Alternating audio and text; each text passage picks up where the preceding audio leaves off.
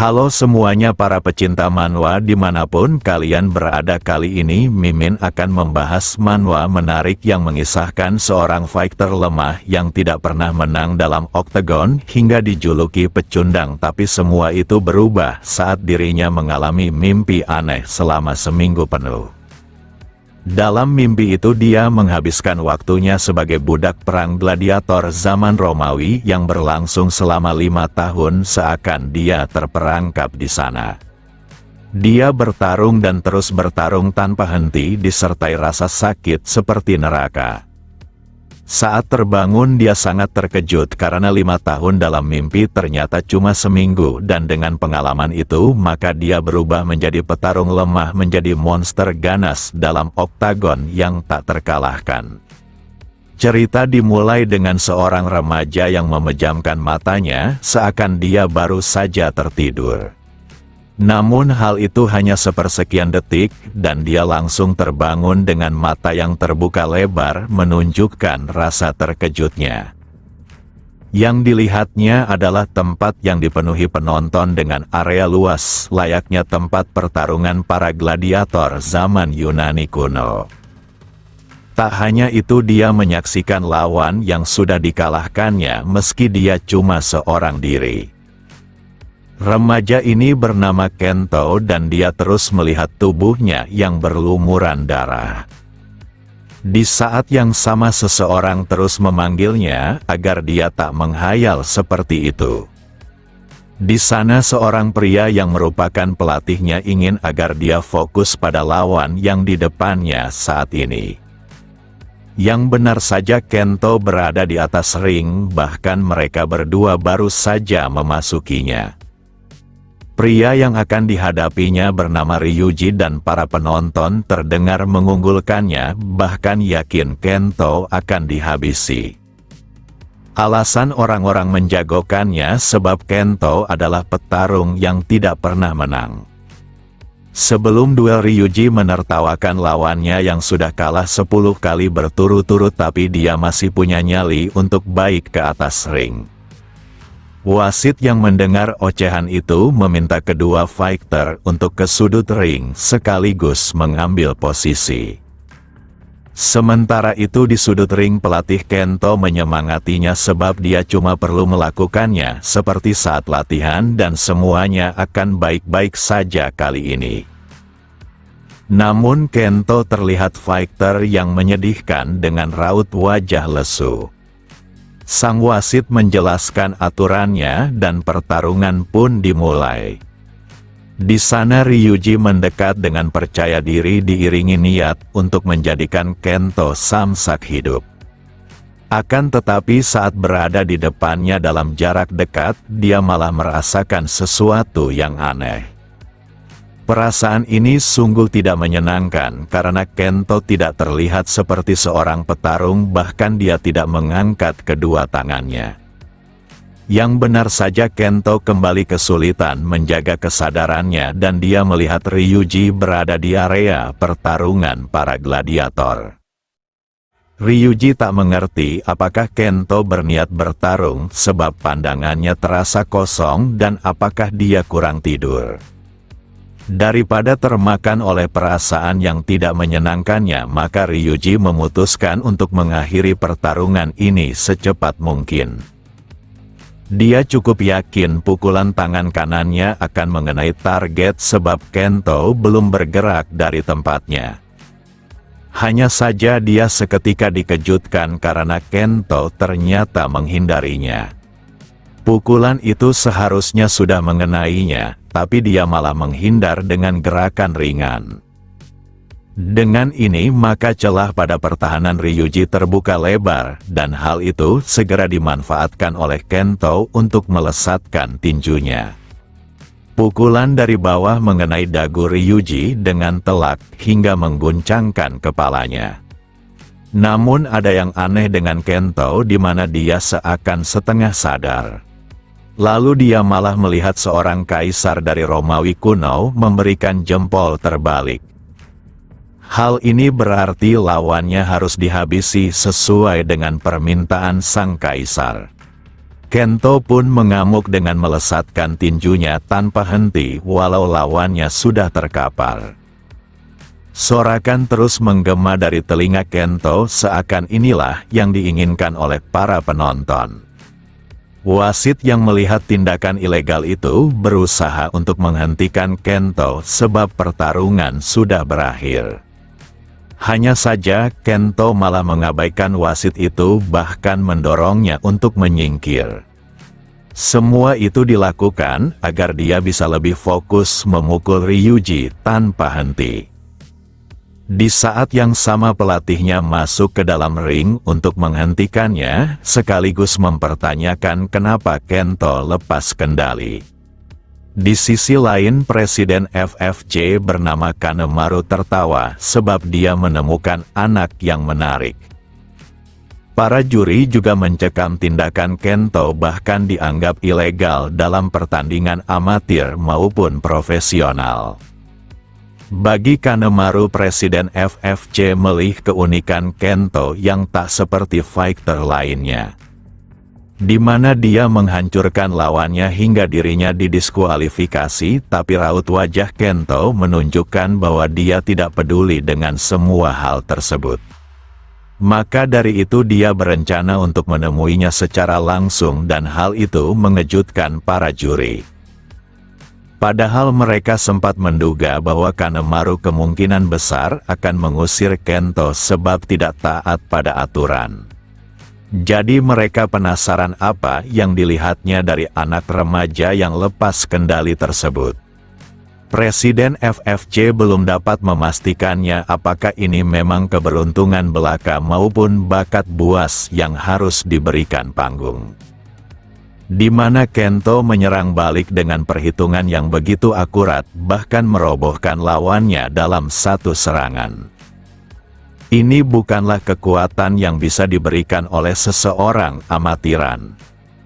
Yang lebih menarik adalah keganasan Kento mungkin saja akan menghasilkan uang yang banyak serta perhatian para penonton. Bagi Kanemaru memiliki binatang buas dalam ring pasti akan membuat situasinya menjadi menegangkan dan Kento sudah sepantasnya disebut sang penjahat. Dia hanya akan mengamuk bahkan tak bisa dijinakkan di atas ring. Setelah pertandingan itu pelatihnya memberikan peringatan keras sebab tidak hanya didiskualifikasi tapi Kento juga terancam dikeluarkan dari perusahaan ini. Semua ini malah menjadi kacau padahal ini adalah kemenangan pertamanya yang seharusnya berjalan dengan baik, tapi dia malah merusaknya. Sebagai pelatih dia merasa Kento tidak seperti biasanya dan apakah ada sesuatu yang terjadi dengannya belakangan ini. Di sana Kento hanya meminta maaf dan dia pasti akan memperbaiki segalanya. Pelatihnya mengagumi tekad Kento yang bahkan setelah kalah 10 kali berturut-turut dengan luka yang menyakitkan, dia tetap datang ke tempat pelatihan, tapi seminggu sebelum pertandingan dia malah menghilang begitu saja. Maka dari itu dia ingin mendengar apa yang terjadi dalam rentang waktu tersebut dari mulutnya sendiri. Seketika raut wajah Kento berubah sebab mengingat hal yang ingin dilupakannya. Di mana dirinya terlibat dalam pertarungan tanpa henti seperti gladiator yang mempertaruhkan seluruh hidupnya. Pertarungan di sana sangat keras dan semua itu terasa sangat nyata. Pelatihnya yang melihat tubuh Kento gemetar ketakutan segera mendekatinya. Dia dapat melihat wajah Kento sangat pucat dengan pupil membesar serta tubuh gemetaran menandakan ada sesuatu yang mengguncang mentalnya. Dia pun segera memberinya air sambil menyarankan mencoba mengatur pernafasannya. Ini adalah gejala rasa panik yang berlebihan, tapi Kento sudah sering diajar oleh lawannya, tapi dia tidak pernah menampakkan sikap yang seperti ini. Di saat yang sama Kanemaru sang presiden FFC datang sambil menyapa Shiraishi yang merupakan pelatih Kento. Seketika Shiraishi meminta maaf atas kejadian hari ini dan dia akan memastikan hal tersebut takkan terulang kembali. Bagi Kanemaru, permintaan maaf yang ditujukan untuknya tidaklah diperlukan sebab para petarung harus menyelesaikan urusan mereka sendiri. Akan tetapi tidak dipungkiri tindakan Kento sudah berlebihan meski ini hanyalah pertandingan amatir. Kanemaru merasa Shiraishi pasti paham bahwa organisasi bela diri bukanlah badan amal sukarelawan dan mempertahankan petarung yang tidak bisa mengendalikan emosinya merupakan resiko yang besar. Akan tetapi pertandingan hari ini sangat luar biasa dan performa Kento sungguh menarik perhatiannya. Maka dari itu dia masih akan memberinya satu kesempatan karena seminggu dari sekarang akan diadakan laga selanjutnya dan salah satu petarung underdog tiba-tiba mundur. Maka dari itu dia ingin Kento menggantikan petarung itu dan bertanding di atas ring. Shiraishi yakin jika orang itu mundur maka lawan Kento benar-benar tangguh. Presiden FFC menyebut namanya adalah Oji Taisei, sang pangeran kelas ringan, dan hal itu mengejutkan Shiraishi. Sosok itu ada di poster dan dia merupakan petarung peringkat ketiga di kelas ringan FFC hingga hal ini terlalu berat bagi amatiran seperti Kento. Selain itu, Oji Taisei merupakan petarung kelas Walter, dan tidak mungkin Kento bisa menurunkan berat badannya dalam waktu seminggu saja. Presiden FFC tidak mempermasalahkan jika mereka berdua menolak pertarungan itu, tapi semua kontrak masa depan dengan FFC akan dihapuskan lagian Kento sudah melakukan hal yang tidak sepantasnya dalam pertandingan. Namun jika dia bertanding maka Kanemaru akan menjamin debut profesional Kento dalam ring FFC sehingga ini bukanlah tawaran yang buruk, bahkan bisa dianggap sebuah kesempatan emas untuknya. Pelatihnya yang mendengar itu sulit untuk langsung menjawabnya sebab dia harus membicarakannya terlebih dahulu dengan Kento. Hanya saja Kento mengejutkan mereka berdua dengan mengatakan tidak perlu membicarakannya lebih lanjut. Di mana dia akan melakukannya karena dirinya merasa hidup dalam ring. Pelatihnya dapat melihat bahwa Kento tidak seperti biasanya di mana dia jauh lebih berani. Hal ini tentu saja membuat Kanemaru tertawa dan saat dia menang maka tak ada yang peduli pada apa yang terjadi di dalam karir amatirannya dengan kekalahan beruntun. Ini adalah kesempatan emas jadi dia berharap Kento dapat menunjukkan hal menakjubkan karena karirnya sudah di ujung tanduk. Dia bahkan memuji keberaniannya yang tak kenal takut. Saat Presiden FFC pergi maka Shiraishi kembali mempertanyakan kenapa Kento menerima pertandingan tersebut. Bertarung di kelas ringan berarti dia harus menurunkan berat badannya sebanyak 10 kilo dalam seminggu dan Kento menjawab jika dia merasa seperti mayat berjalan di atas ring dan dia harus memastikannya lagi. Shiraishi mengerti jika ini terdengar kesempatan yang menarik, tapi mereka hanya menggunakannya agar pertandingan tersebut tidaklah batal. Seharusnya Kento juga mengerti hal sesederhana itu, tapi kenapa dia tetap keras kepala? Namun jika ini adalah keputusannya, maka dia tak bisa menolaknya, tapi Kento harus berjanji satu hal. Di mana hari ini dia bertarung seperti gangster jalanan tanpa aturan dan jika hal tersebut terjadi lagi maka dia akan mengeluarkannya. Dia sudah mengabaikan aturan dan tidak menghormati wasit maupun tim yang selama ini mendukungnya. Sambil menunduk Kento menjawab jika hal tersebut takkan terulang kembali. Terlepas dari itu pelatihnya memberikan pujian karena Kento bertarung dengan baik hari ini bahkan mengejutkannya.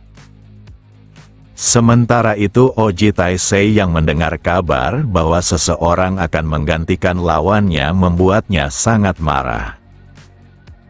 Keesokan harinya Shinkawa Kento memeriksa kondisinya pada dokter dan gadis ini sangat panik karena Kento tiba-tiba saja memejamkan matanya. Hal itu membuatnya berhalusinasi di mana dia berada di medan perang yang sangat mengerikan. Di dalam halusinasi itu, Kento terpaksa berperang dengan segenap kekuatannya. Dia terus mengayunkan pedangnya untuk menghabisi musuh yang datang demi bertahan hidup. Akhirnya dia sudah terbangun dan bertanya sampai di mana pembicaraan mereka sebelumnya. Dokter ini menegaskan bahwa Kento mengalami halusinasi berulang yang dimulai setelah mimpi tertentu. Kento membenarkannya bahkan mimpi itu tidak ada hentinya dan alasan itulah kenapa matanya sangat menderita. Langkah awal dokter ini akan memberikan obat tidur dan jika belum berhasil maka dosisnya akan ditambahkan lain kali.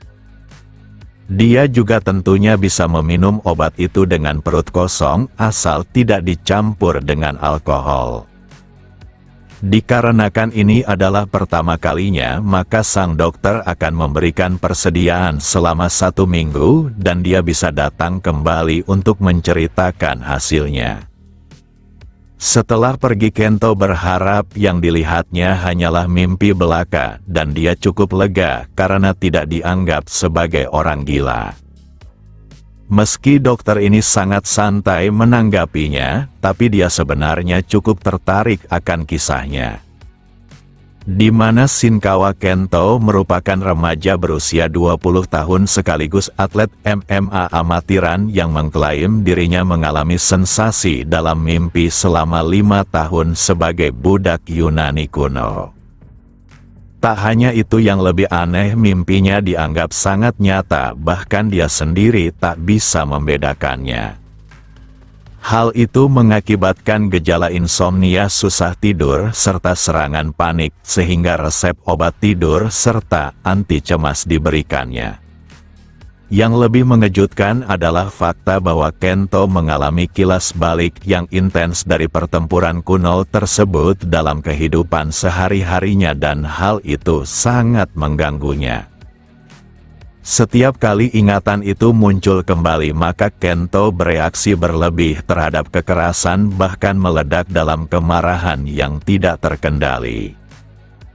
Saat Kento membuka bajunya dia telah mendapatkan luka, padahal saat bertanding dirinya tidak terkena pukulan. Hal ini masih penuh tanda tanya di mana dia mendapatkannya, apakah dari mimpi tersebut.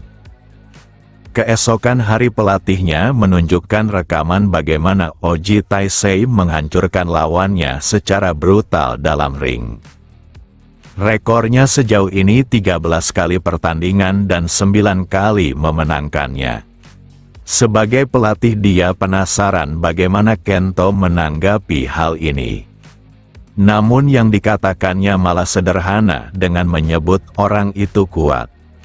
Selain itu, Oji Taisei juga memiliki latar belakang sebagai peraih medali emas gulat nasional.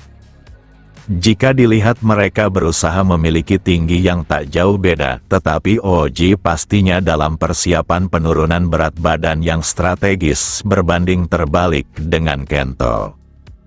Di mana dia perlu menurunkan badannya 10 kilo dalam waktu seminggu dan hal itu hampir mustahil, bahkan jika berhasil maka kekuatannya pasti akan menurun drastis.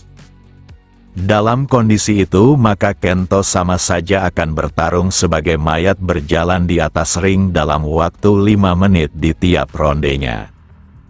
Tak hanya itu, ini juga akan menjadi pengalaman pertamanya bertarung dalam tekanan 5 menit yang sebelumnya hanya berdurasi 3 menit. Namun Kento tampak tidak peduli karena dia akan bertarung dan apapun yang dikatakan pelatihnya takkan mengubah keputusannya. Dikarenakan sudah bulat maka Shiraishi akan melatihnya dengan cara terbaik meski peluang menang hampir mustahil.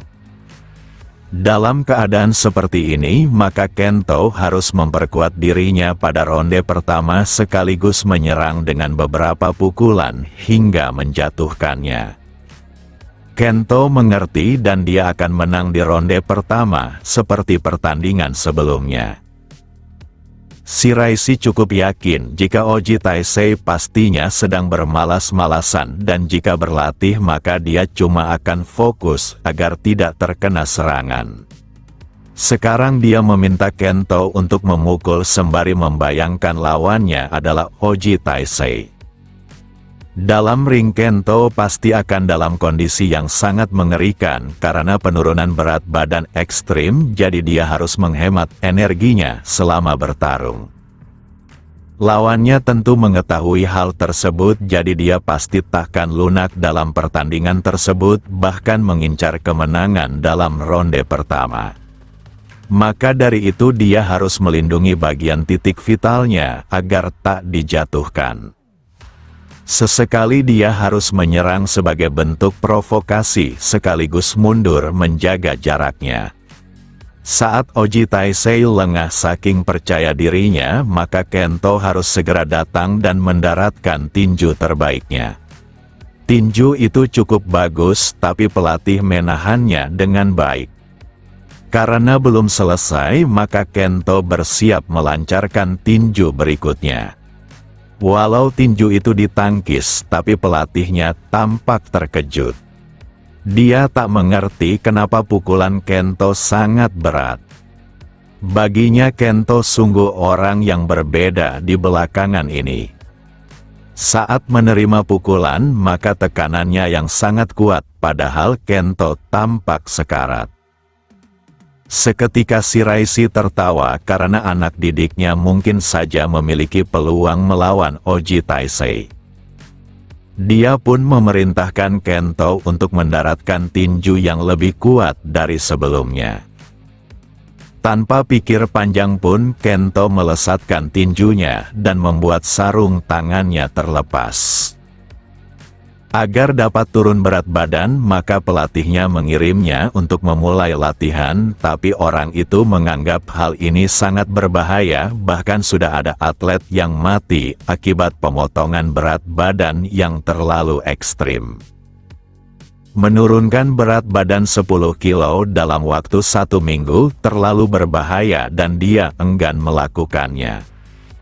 Shiraishi memahaminya, lagian dia juga dulunya seorang petarung, tapi anak didiknya sudah membulatkan tekadnya.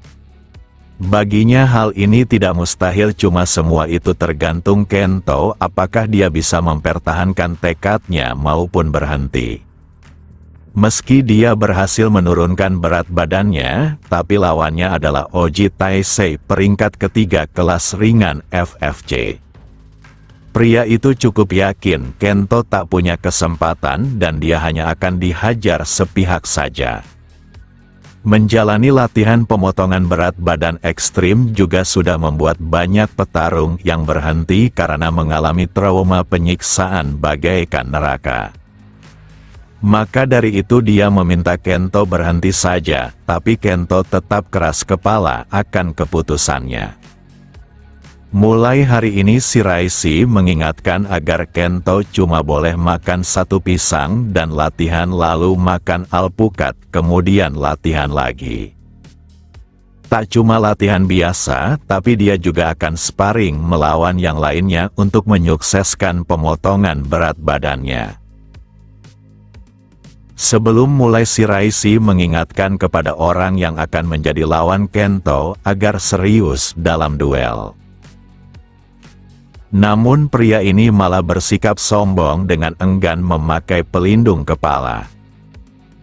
Dia tak mengerti apa yang dipikirkan oleh pelatihnya, lagian lawannya cuma anak yang menang sekali. Maka dari itu dia akan membantu Kento agar berhenti dan lebih baik dihajar olehnya dibandingkan dipukuli oleh Oji Taisei. Saat pertarungan seharusnya dimulai, Kento kembali berhalusinasi. Di mana dia tidaklah berada di atas ring, melainkan tempat para budak gladiator bertarung sampai mati. Tanpa pikir panjang lawannya menyerang dengan tinju lurus yang cukup cepat. Namun Kento malah menghindarinya dengan gerakan sederhana, seakan dia sangat percaya pada insting serta refleksnya. Hal itu mengejutkan lawan sparringnya, tapi menganggapnya kebetulan belaka. Maka dari itu dia terus menyerang dengan pukulan beruntun, tapi tidak ada satu pun yang masuk. Lalu Kento melesat maju untuk membalas dengan aura yang mengerikan. Bagi Kento dia sedang mempertaruhkan segalanya dan tinju menghantam wajah lawannya. Satu tinju itu merobohkannya meski tubuh pria itu jauh lebih besar. Orang-orang yang melihat itu terkejut sebab Takeshi adalah peringkat 5 di kelas welter, tapi dikalahkan semudah itu. Di saat itulah halusinasi Kento makin hebat, di mana dia mendengar teriakan ratusan orang yang menyuruhnya untuk menghabisi lawannya. Shiraishi pun datang menanyakan keadaan Takeshi, dan karena inilah dia memintanya untuk memakai pelindung kepala. Takeshi mengungkapkan bahwa dia cuma lengah karena meremehkannya dan masih bisa melanjutkannya, tapi pelatihnya tak membiarkannya karena dalam ring ini sudah berakhir. Dengan sparring itu, maka yang dikatakan oleh Shiraishi tidaklah salah, di mana Kento seperti sosok yang berbeda. Tak ada ekspresi rasa senang maupun bahagia dalam kemenangannya, seakan semuanya terasa kosong baginya. Mengatakannya sebagai mayat hidup tidaklah salah, tapi orang-orang tidak mengetahui bahwa Kento sedang berjuang melawan halusinasinya. Kemudian Kento mendekat sambil mengucapkan terima kasih atas ajaran yang diberikan oleh Takeshi. Takeshi menghela napasnya meski benci mengakuinya, tapi dia dikalahkan dalam satu pukulan karena meremehkannya. Sekarang pelatih menyarankan agar Kento belajar gulat dari Takeshi sebab dia ahli dalam bidang tersebut.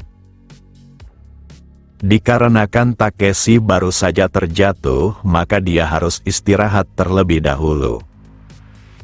Akan tetapi pelatihan Kento belum berhenti sebab dia akan sparring dengan yang lainnya. Poin utama dari sparring ini adalah menganggap Kento yang mundur selangkah pun sama saja dengan sebuah kekalahan, jadi dia harus tetap maju walau sedikit demi sedikit sambil mencoba memberikan tekanan. Tak hanya itu, dia juga harus bergerak seminim mungkin demi menghemat energinya.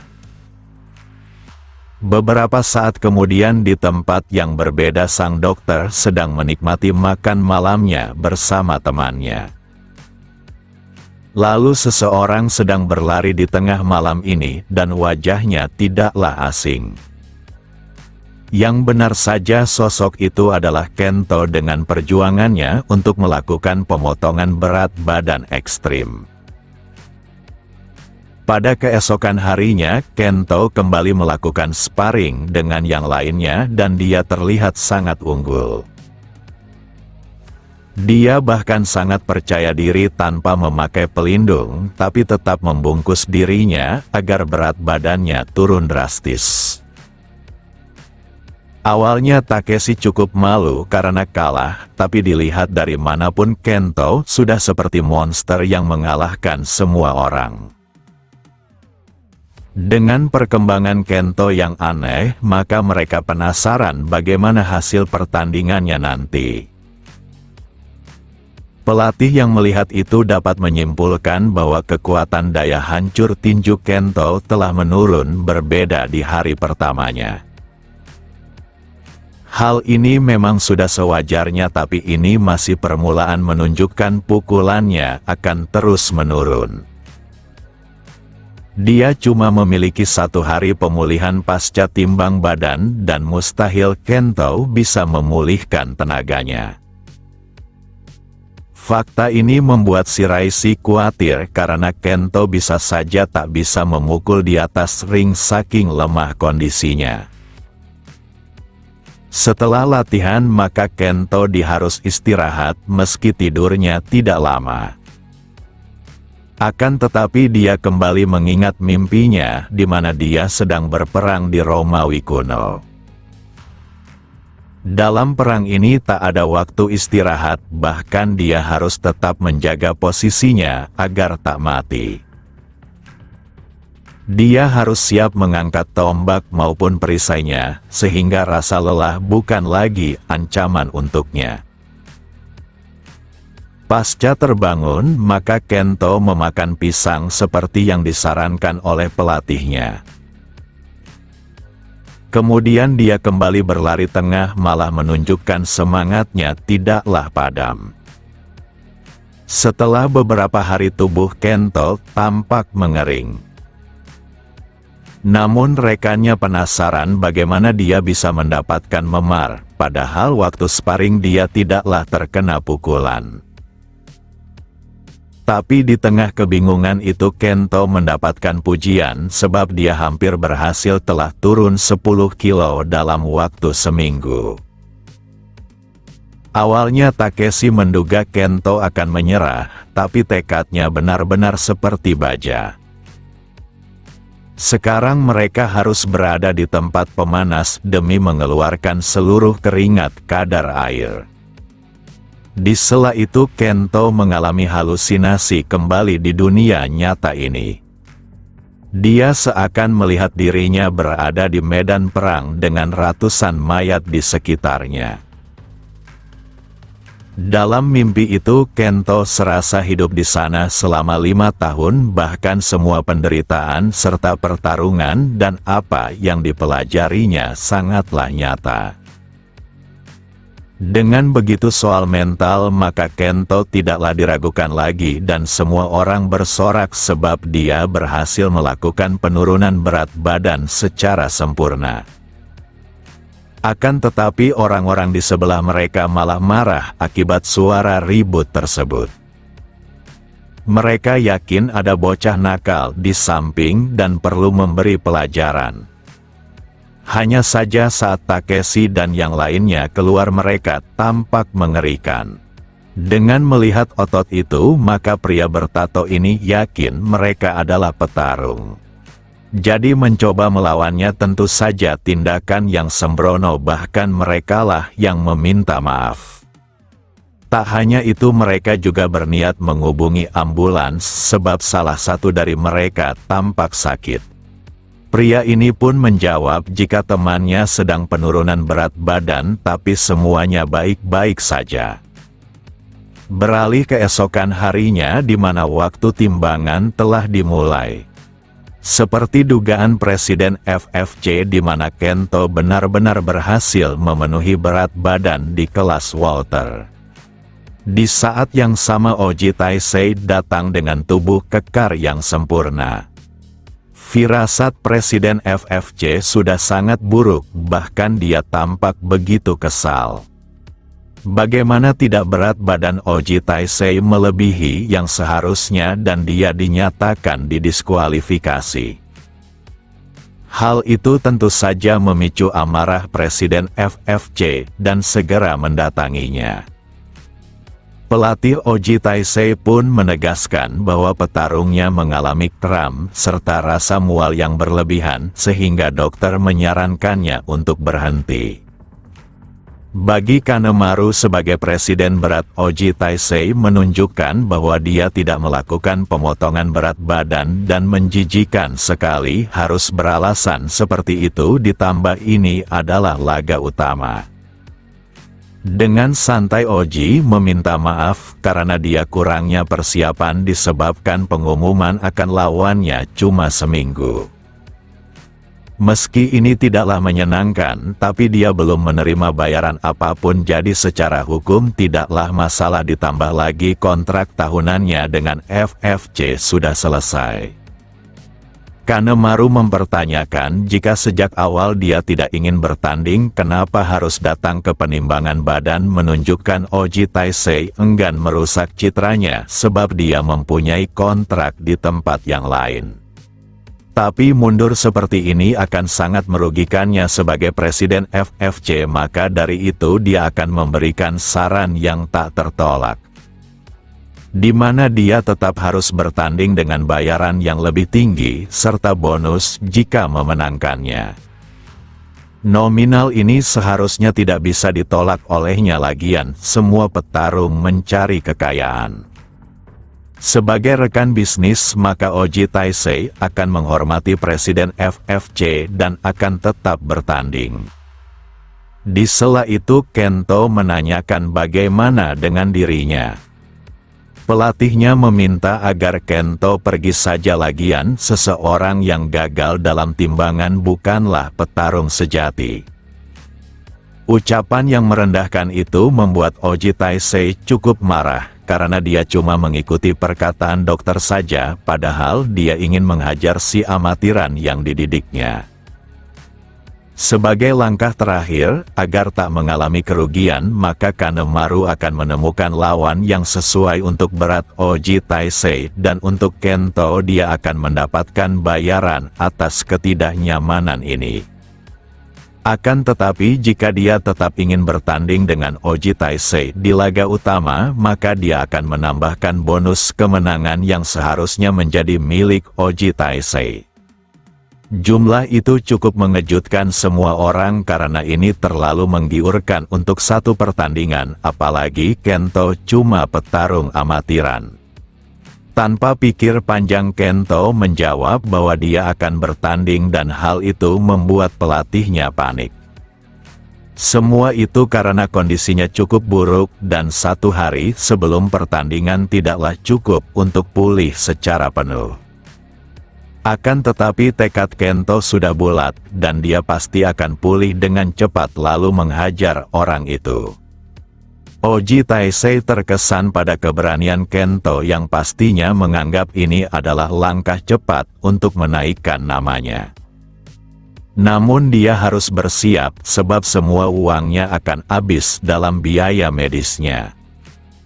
Seketika Kento menatap tajam layaknya predator karena Oji Taisei hanyalah sampah yang bahkan tidak lolos timbangan tapi malah banyak bicara.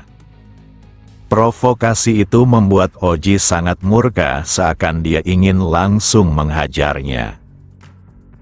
Namun Presiden FFC menghentikannya, dan jika Oji ingin menciptakan sensasi dia sebaiknya menunggu para media datang.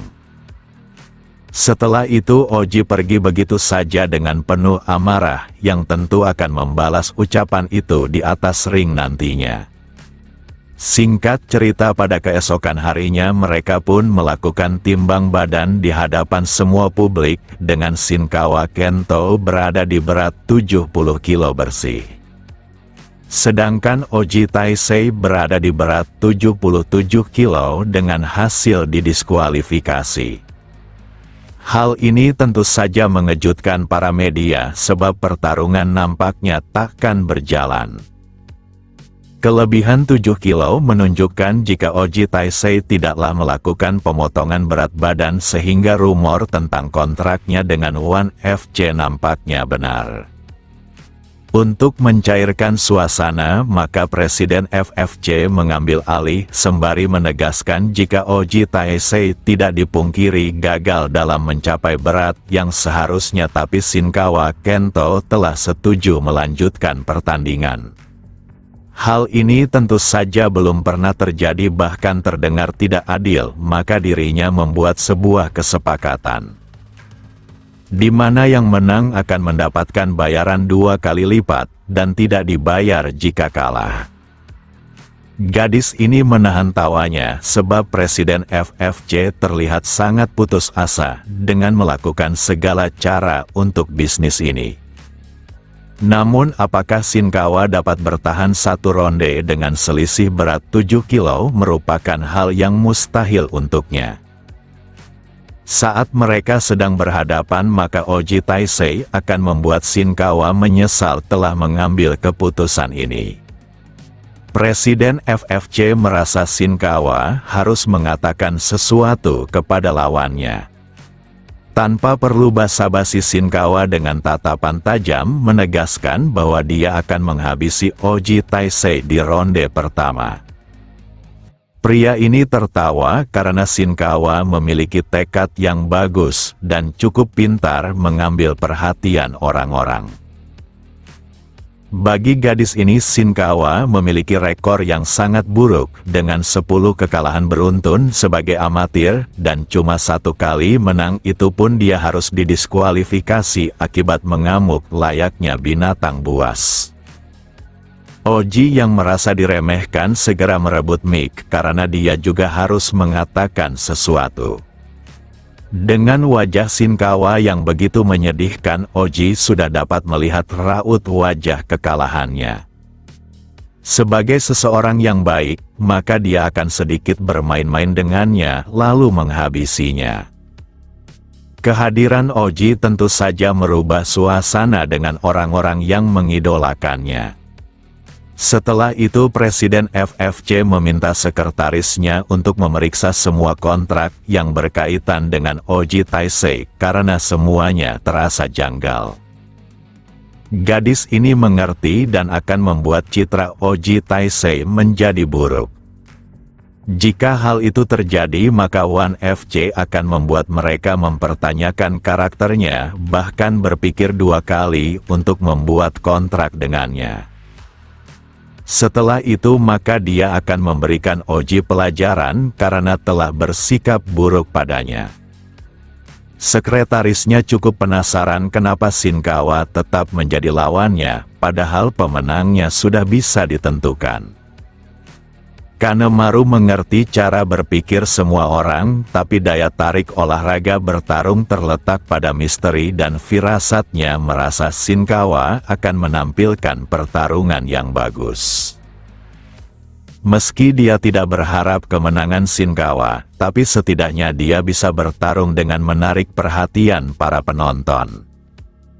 Walau dia harus dieksekusi oleh Oji Taisei dan orang-orang pasti senang menyaksikan eksekusi tersebut.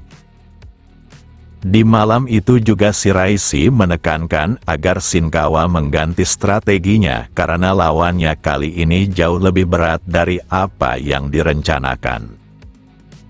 Walau bagaimanapun Oji Taisei mendapatkan penalti sebab gagal mencapai berat badan, jadi Shinkawa memiliki keunggulan pada poin.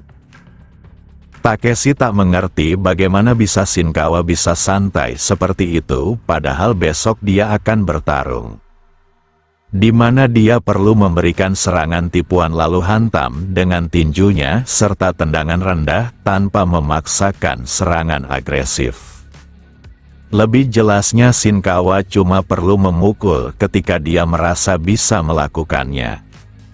Bagi Shinkawa dia tak keberatan melakukan strategi itu, tapi menurutnya tidak ada orang yang ingin melihat pertarungan yang membosankan. Pelatihnya kembali menegaskan jika dalam pertandingan hanya ada pemenang maupun orang yang kalah dan tak ada yang peduli pada usaha di dalamnya.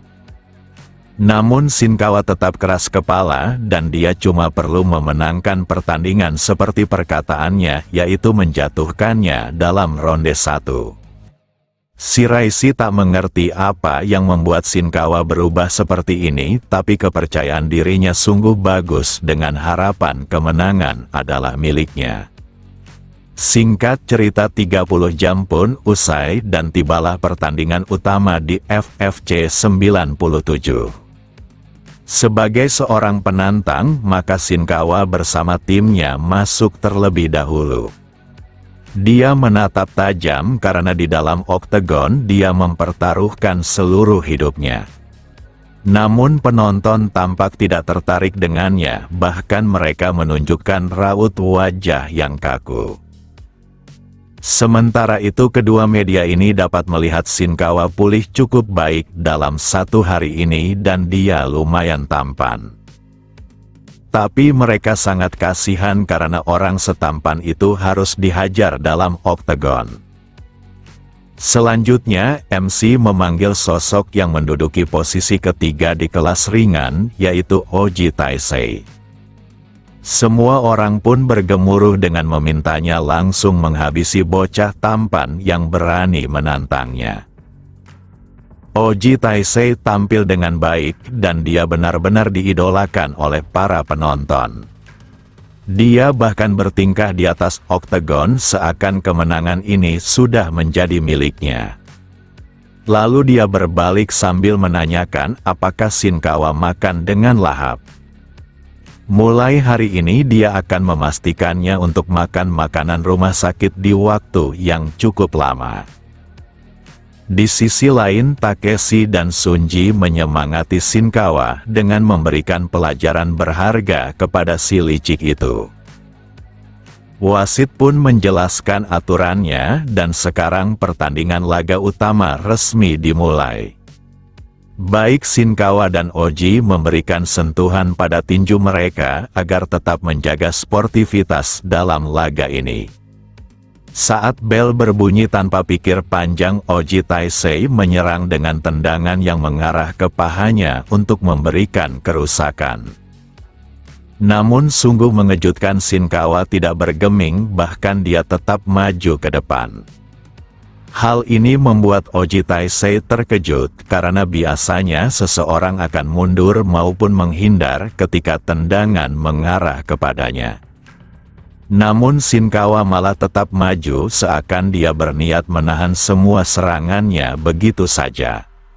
Maka dari itu dia akan memberikannya dan memastikan Shinkawa pulang dengan merangkak. Pelatihan Oji berteriak agar dia segera menyelesaikannya tanpa membuang waktu. Bagi Shinkawa, sensasi ini tidak ada apa-apanya dibandingkan dengan mimpinya saat menerjang maju dalam medan perang. Meski kakinya terkena anak panah, tapi dia tetap menahan rasa sakit itu dan tetap berdiri kokoh. Yang perlu dilakukannya adalah tetap maju dan menebas musuhnya saat mendapatkan celah. Pertahanannya tanpa sangat baik, padahal tubuhnya belum pulih sepenuhnya. Setelah beberapa tendangan, akhirnya Shinkawa tampak kehilangan keseimbangannya. Dengan ini maka Oji Taisei tertawan dan akan segera mengakhirinya. Para rekan Shinkawa sangat panik karena ini strategi yang berbeda dari apa yang mereka bicarakan saat itu. Namun kenyataannya kewaspadaan Shinkawa tidaklah menurun sama sekali. Dia bahkan menghindar dengan baik dari pukulan Oji yang penuh kepercayaan diri tersebut. Dengan celah itu maka Shinkawa akan membalas serangan itu dengan tinjunya. Dalam waktu singkat sebuah pukulan telak mengenai wajah Oji Taisei seperti sebuah ledakan saja. Hal ini mulai mengejutkan semua orang yang menyaksikan laga tersebut. Namun serangan seperti itu belum cukup menumbangkan Oji, bahkan dia sangat marah dengan segera menyerang. Hanya saja Shinkawa malah menghindarinya kembali, bahkan menyiapkan tinju balasannya. Kini serangan uppercut tepat di dagu bagian bawah menghantamnya. Serangan itu memberikan guncangan sehingga Oji kehilangan kesadarannya, tapi Shinkawa malah menangkapnya. Hal itu dilakukannya untuk memberikan pelajaran kepada Oji, karena berani meremehkannya. Dia pun memberikan sentuhan terakhir dengan tinju yang membuat Oji Taisei terkapar dalam oktagon.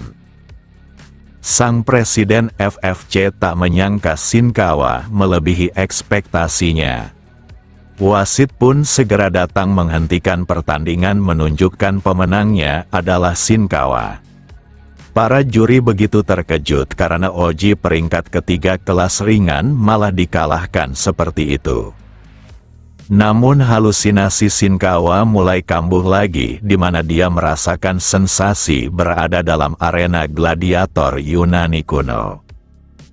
Dia kembali mendengar ribuan suara yang menyuruhnya untuk menghabisi lawannya. Teriakan para penonton yang meneriakkan namanya malah terdengar seperti perintah untuk menghabisi Oji Taisei.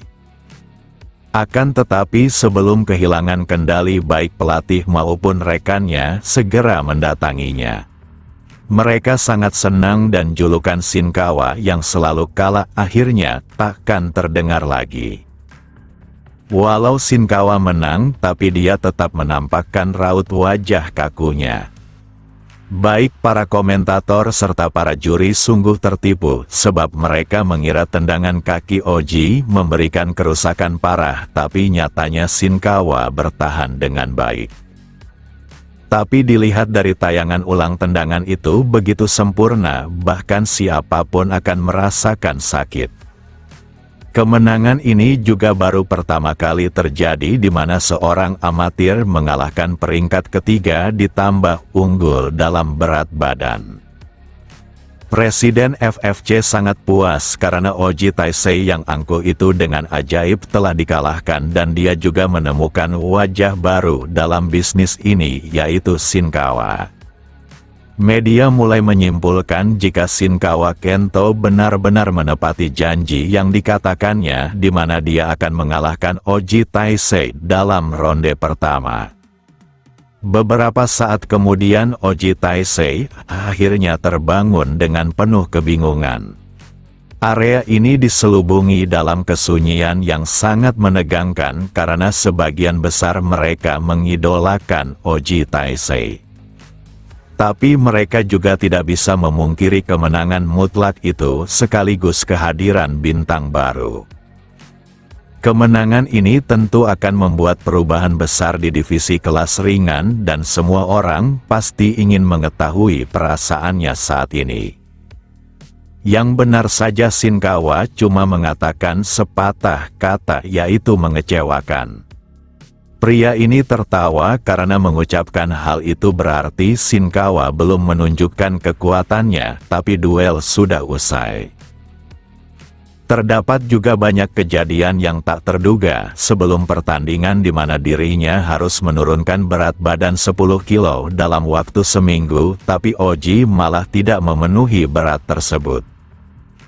Jadi dia pasti merasakan kesulitan dan para penonton pasti ingin mendengar ceritanya, tapi Shinkawa malah mengatakan jika dia tidak kesulitan sama sekali. Pria ini dapat melihat keangkuhan serta kesombongan Shinkawa, tapi dia tetap harus profesional dalam pekerjaannya. Jadi dia cuma tertawa ringan karena dapat merasakan semangat bertarung dari dalam diri Shinkawa. Lalu Shinkawa mengungkapkan keinginannya di mana dia ingin melawan sang juara karena tahta itu pasti akan menjadi miliknya. Tapi jika dia takut berakhir seperti Oji Taisei, maka dia bisa terus melarikan diri seperti tikus. Tantangan itu sangat tidak terduga hingga membuat semua orang tercengang. Sang presiden belum pernah melihat seseorang sesombong ini dan ternyata anggapannya telah salah, di mana Oji Taisei bukanlah penjahatnya melainkan Shinkawa itu sendiri. Sementara itu di tempat lain sang juara kelas ringan FFC menyaksikan pertarungan Shinkawa dan dia cukup tertarik sebab sudah lama sejak orang bernyali muncul. Pelatihnya dapat melihat bahwa angin baru akan bertiup di dunia pertarungan. Tapi siapa sangka angin baru itu malah menantang badai dengan menyebut namanya. Sang juara dapat mengerti kenapa Shinkawa melakukan hal tersebut karena dia mungkin salah paham setelah dengan mudah mengalahkan petarung peringkat ketiga di debut pertamanya menuju fighter profesional. Dia juga menilai anak itu memiliki kemampuan refleks tinju yang bagus, sehingga tidak bisa dikatakan seorang amatiran seakan dia sudah melewati banyak pertarungan nyata. Hanya saja jika Oji Taisei mempersiapkan dirinya lebih baik, maka pertarungan itu akan makin menarik dan sikap meremehkannya membuat dia tidak bisa mengeluarkan potensi terbaiknya dalam pertandingan tersebut.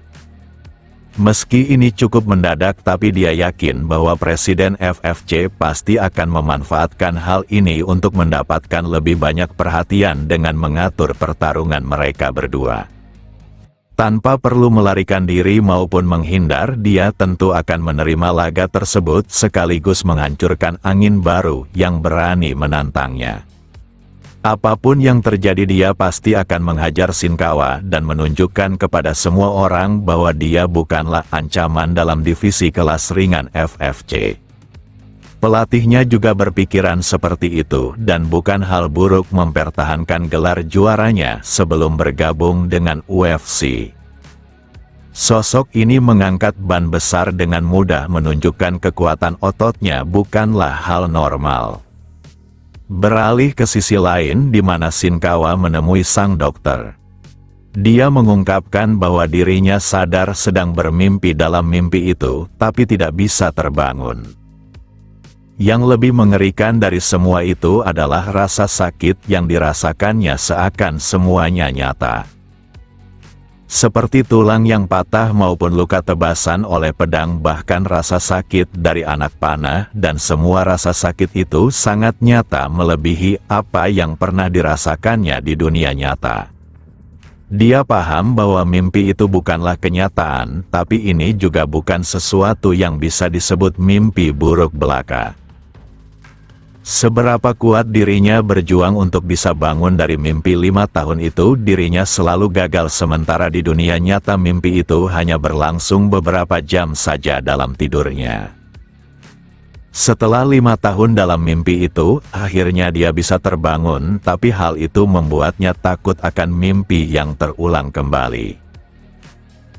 Sejak saat itu dia selalu merasakan halusinasi karena terbiasa akan medan perang zaman Romawi kuno. Sekarang dirinya tidak terlalu bisa membedakan kenyataan maupun mimpi, tapi satu hal yang pasti bahwa dirinya harus bertarung, bahkan pengalaman dalam mimpi yang penuh penderitaan itu terukir dengan baik dalam jiwanya. Keesokan harinya Shiraishi dikejutkan akan Shinkawa yang datang pagi-pagi. Dia seharusnya istirahat pasca pertandingannya, tapi Shinkawa merasa sudah cukup istirahat. Namun pelatihnya bertanya kenapa mukanya kurang tidur begitu. Lalu Shiraishi menegaskan jika Shinkawa harus fokus memulihkan dirinya karena pertandingan berikutnya akan segera digelar, di mana organisasi menghubunginya soal pertandingan gelar juara. Hal itu membuat Shinkawa senang karena memang inilah tujuan mereka. Pelatihnya membenarkan hal itu, tapi Haruyama sang juara sangat berbeda dari Oji Taisei. Di mana Oji adalah sesuatu yang digambarkan sebagai binatang buas ganas. Sedangkan Haruyama adalah robot berdarah dingin yang terampil dengan permainan pikiran. Dia memiliki teknik yang luas sehingga dia dapat beradaptasi dengan situasi apapun. Oji sangat ahli dalam gulat serta tinju, tapi Haruyama terampil dalam jiu-jitsu serta kickboxing sehingga Shinkawa harus berhati-hati dalam setiap aspek. Sebagai seorang pelatih, hal yang lebih menyulitkan adalah bentuk tubuhnya yang cocok dengan di divisi kelas ringan, di mana dia lebih pendek 1 cm sehingga lebih sulit dijangkau, akan tetapi dia punya jangkauan yang lebih panjang ditambah dirinya seorang petarung kidal. Dengan tubuh seperti itu, maka Haruyama memiliki pusat gravitasi yang rendah, tapi tubuhnya sangat padat jadi sulit dijatuhkan. Jika disimpulkan, dia petarung dengan tinju kidal yang sulit dibaca karena tubuhnya pendek sekaligus sulit terkena pukulan. Ketika dalam pertarungan Shinkawa tak dapat menutup jarak dan pada akhirnya menerima serangan, maka pertarungan akan selesai. Shinkawa yang mendengar itu cuma menanggapinya dengan muka malas karena pelatihnya seakan ingin menakutinya. Pelatihnya merasa harus memberitahunya agar Shinkawa lebih mempersiapkan dirinya.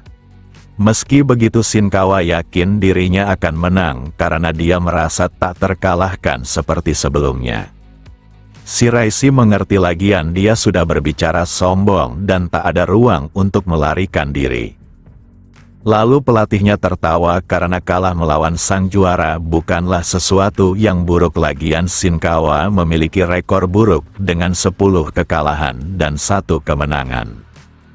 Tapi Shinkawa yakin dirinya akan menang dan dia meminta pelatihnya bersiap untuk terkejut sebab dia akan menjadi pelatih sang juara berikutnya. Shiraishi hampir lupa mengabarkan bahwa hari ini Shinkawa kedatangan tamu yang akan mewawancarainya. Yang dimaksud pelatihnya adalah gadis ini dan gadis ini dapat merasakan atmosfer yang bagus dari tempat gym ini. Shiraishi membenarkan hal tersebut dan semua itu terjadi karena performa kemenangan Shinkawa. Sementara itu Shinkawa sedang latihan. Ototnya mulai terbentuk dengan baik dan yang paling menakjubkan adalah tekad Shinkawa yang kenal menyerah. Takeshi sungguh terkejut sebab Shinkawa sudah melakukannya sebanyak 60 kali sambil membawa beban tapi dia masih sanggup.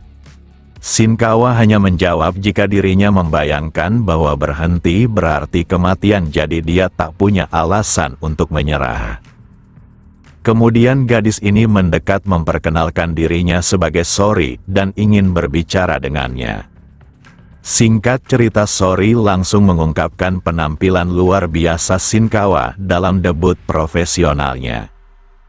Tak hanya itu dia juga mendengar kabar bahwa Shinkawa akan melawan sang juara. Namun dia harus meminta maaf atas kelancangannya tapi mengingat Haruyama belum terkalahkan sejauh ini maka banyak orang yang percaya bahwa dirinya tidak punya kesempatan menang jadi apa tanggapannya terkait hal tersebut. Shinkawa menjawab bahwa dia tidak peduli pada anggapan orang-orang karena dia akan memenangkan duel itu seperti dirinya mengalahkan Oji Taisei. Tak ada waktu untuk ragu maupun takut karena dirinya akan melahap semua binatang buas dalam organisasi FFC ini. Sori terkesan akan semangat juangnya yang luar biasa tapi mempertimbangkan rekor amatirannya ini sangatlah berbanding terbalik. Jadi dia penasaran hal apa yang berubah dari Shinkawa belakangan ini dan kenapa dia memilih terjun ke dunia bela diri. Shinkawa yang mendengar itu menatap tajam dan dia tentu saja akan menceritakannya.